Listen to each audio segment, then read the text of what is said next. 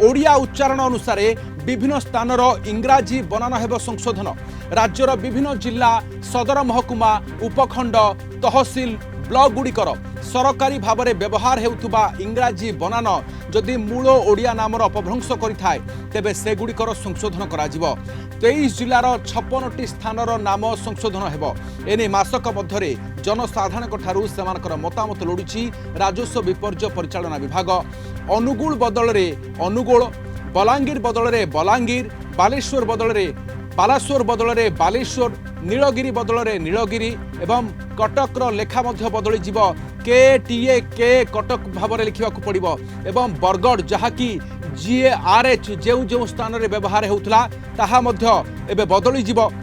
एठी Bargarh BARA GADA भली एभली ताहार शब्द लिखा अक्षर लिखा पड़ो एवं यह सहित गंजाम आस्कार होची परिवर्तन SK आस्का बदल रे एबे ASIKA आसिका लिखा पड़ो। यह सहित सुरुड़ा बदल रे SORADA सुरुड़ा लिखा पड़ो। यह सहित ब्रह्मपुर कटी एवं ब्रह्मपुर आमको लिखा पड़ो। हिंजली कट बदल रे एबे हिंजली काटू पाई प्रस्ताव रही।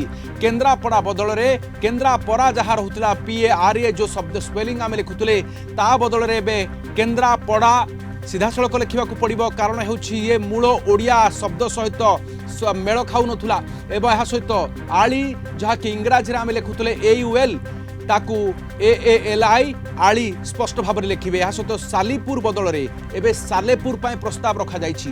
विशिष्ट ओडिया साहित्यकार पद्म विभूषण डॉक्टर प्रतिभा राय अध्यक्षतार गठित कमिटी द्वारा समीक्षा करा जाय प्रस्ताव गुड़ी को सुपारिश करा जाइछि।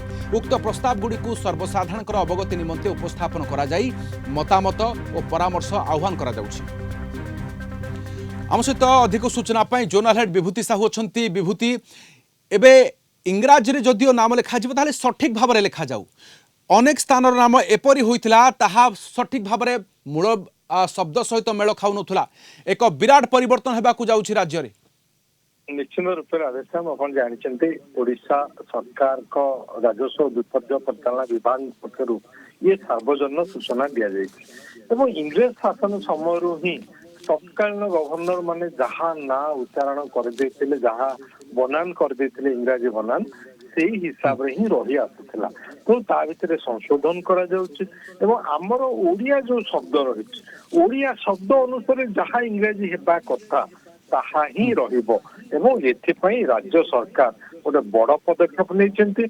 विभिन्न जिला जो कि 23टी जिला सदर महकुमा उपखंड तहसिल एवं ब्लॉक गुड़िकर सरकारी भाव में जो ना इंग्राजी बनान हम से संशोधन कर विशिष्ट ओडिया साहित्यिका पद्मभूषण डॉक्टर प्रतिभा राय अध्यक्षतार गोटे कमिटी गठन कर कमिटी जहाँ सुपारिश कर कमिटी सुपारिश अनुसार यह जमीक कि आप सूचना दौले इंग्राजी आम औल लिखुले किंतु आम तो ओडिया रे आली ही कहूचे ना। एवं कटक कथा आप कहते CUTTAC के कटक लिखा जाउछि किंतु एबे लिखा जिवो KTA कटक एवं से भलियो के तमे आपण यदि देखिबे जहाँ आप सालीपुर कथा कहते आम इंग्राजी रे ताकू लिखुचे SALIPUR अर्थात सालीपुर होउछि किंतु एथि आम वर्तमान लिखिबा सालेपुर SALEPUR। तेणु ये 8 गोटा रही 8 गड़ हम GADA जमी आप सूचना दौले बर गड़ लिखुचे किंतु बड़ गड़ बर गड़ हम GADA हम। तेणु सबू उच्चारण 23टी जिलार जो उच्चारण रही जहाँ जो ब्लॉक हो सदर महकुमा हो एवं उपखंड हो तहसिल हो ये सबू ना परिवर्तन लोक मान को आह्वान दि जाइए। जनसाधारण मतामत उपस्थापन करेंगे से आपण को दि जाऊँगी आप राजस्व विपर्य परिचालना विभाग जहाँ ठिकाना रही लोकसभा भवन भुवनेश्वर 75101 ठिकाना आप चिठी लिखिपारे किंबा मेल करें। मेल आईडी दि जाइए isbdrev.od@od.gov.in किंबा revsec.od@od.gov.in एथिरे आपण ईमेल माध्यम रे ଜଣେଇ ପାରିବେ। ଅତିରିକ୍ତ ମୁଖ୍ୟ ଶାସନ ସଚିବ ଡକ୍ଟର ଅମିତ କୁମାର ପାଢ଼ୀଙ୍କ ପକ୍ଷରୁ ଏ ନିର୍ଦ୍ଦେଶନାମା ଏ ସୂଚନା ଦିଆଯାଇଛି। ଯୋଉ ସାର୍ବଜନୀନ ସୂଚନା ତେଣୁ ସରକାରଙ୍କର ରାଜସ୍ୱ ବିପର୍ଯ୍ୟୟ ପରିଚାଳନା ବିଭାଗ ପକ୍ଷରୁ ଯୋଉ ସୂଚନା ଦେଇ ଦିଆଯାଇଛି ସବୁଠୁ ଅଧିକା ବିଭୂତି ସବୁଠୁ ଅଧିକା ବର୍ତ୍ତମାନ ସ୍ଥାନ କୌଣସି ଜିଲ୍ଲାର ଯଦି ପରିवर्तन ହୋଇଛି ପ୍ରଥମେ ଓଡ଼ିଶାର ଇଏ ସୁନ୍ଦରଗଡ଼ ଜିଲ୍ଲାର ପାଖାପାଖି 7ଟି ସ୍ଥାନର ନାମ ଏଭଳି ହୋଇଛି ଏବଂ ତାପରେ ରହିଛି ଖୋର୍ଦ୍ଧା ଜିଲ୍ଲାର 6ଟି ସ୍ଥାନର ନାମ ମଧ୍ୟ ତାଲିକାରେ ସ୍ଥାନ ପାଇଛି ଯାହାକି ମୂଳ ଅକ୍ଷର ସହିତ ମେଳ ଖାଉନି। ସଠିକ୍ ଭାବରେ ଆମେ ଯେ ଉଚ୍ଚାରଣ କରୁଛେ ତାହା ମଧ୍ୟ ଅନେକ ସମୟରେ ଉଚ୍ଚାରଣ ଭୁଲ ରହୁଥିଲା ଯେମିତିକି GRH ଗୋଟିଏ ବଡ଼ ଫରକ ଦେଖିବାକୁ ମିଳୁଛି ବିଭୂତି ଏବଂ ଆଉ ଗୋଟିଏ ସ୍ଥାନ ଚିତ୍ର ଦେଖିବାକୁ ମିଳୁଛି ଯେ ସାମାନ୍ୟ ଆଖିକୁ ବୋଧହୁଏ ଦେଖାଯାଏନି କାନକୁ ବୋଧହୁଏ ଶୁଣାଯାଏନି ସବୁକିଛି ଠିକ୍ଠାକ୍ ଲାଗେ କିନ୍ତୁ ତାର ଶବ୍ଦ ଅଲଗା ଥାଏ ତାର ଅକ୍ଷର ଅଲଗା ଥାଏ। ନିଶ୍ଚିତ ରୂପେ ଆପଣ ଯୋଉ ସୁନ୍ଦରଗଡ଼ କଥା କହୁଛନ୍ତି ଆପଣ ଦେଖନ୍ତୁ ସୁନ୍ଦରଗଡ଼ ଡିଷ୍ଟ୍ରିକ୍ଟ ବାହାର କ୍ୱାର୍ଟର ଯାହା ସୁନ୍ଦରଗଡ଼ କିନ୍ତୁ ଆମେ ସେଠି ଉଚ୍ଚାରଣ କରୁଥିଲେ ଇଂରାଜୀରେ ବନାନ କରୁଥିଲେ ସୁନ୍ଦରଗଡ଼ GARH କରୁଥିଲେ ଏବଂ ଏକାଧିକ ଯେମିତି ବଣାଇଗଡ଼ ସେଠି ମଧ୍ୟ GARH କରୁଥିଲେ। ଲେଫ୍ରିପଡ଼ାକୁ ଆମେ ଲେଫ୍ରିପଡ଼ା କରୁଥିଲେ PARA କରୁଥିଲେ। ତ ସେଇଭଳି ଖୋର୍ଦ୍ଧା କଥା ମଧ୍ୟ ଆପଣ କହୁଥିଲେ ଖୋର୍ଦ୍ଧାର ମୁଖ୍ୟ ମୁଖ୍ୟାଳୟ ଯାହା ଜିଲ୍ଲା ଖୋର୍ଦ୍ଧାକୁ ଆମେ ଖୋର୍ଦ୍ଧା ଲେଖୁଥିଲେ ବର୍ତ୍ତମାନ KSARDSA ଲେଖିବା।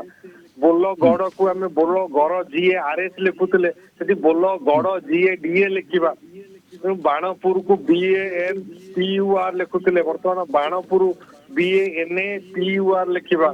ତେଣୁ ଏଇ ଯୋଉ ମତାମତ ସାଧାରଣ ଜନତାଙ୍କଠୁ ଆହ୍ୱାନ କରାଯାଇଛି ଯୋଉ ଲୋକ ସମାଜସେବୀ ଯିଏ ବି ଭାଷାବିତ୍ ସମସ୍ତେ ଏଥିରେ ମତାମତ ନିଜର ଦେଇପାରିବେ। ଯୋଉଠି କିଛି ତ୍ରୁଟି ରହିଛି ଯୋଉ ସଂଶୋଧନ କରିକି ଇଂରାଜୀର ବନାନକୁ ବର୍ତ୍ତମାନ ନୂଆ ବନାନକୁ ଦିଆଯାଉଛି କମିଟି ଯାହା ସୁପାରିଶ କରିଛି ଏବଂ ଇଂରାଜୀ ବନାନ ଯାହା ହେବା କଥା ପୂର୍ବରୁ ଆମେ ଅନୁଗୁଳ ଲେଖୁଥିଲେ ANGUL ଆମେ ଅନୁଗୋଳ ଲେଖିବା ବର୍ତ୍ତମାନ ANUGOLA ସେଭଳି ବଲାଙ୍ଗୀରଟା BOLANGIR ଲେଖୁଥିଲେ ବର୍ତ୍ତମାନ BALANGIR ଲେଖିବା।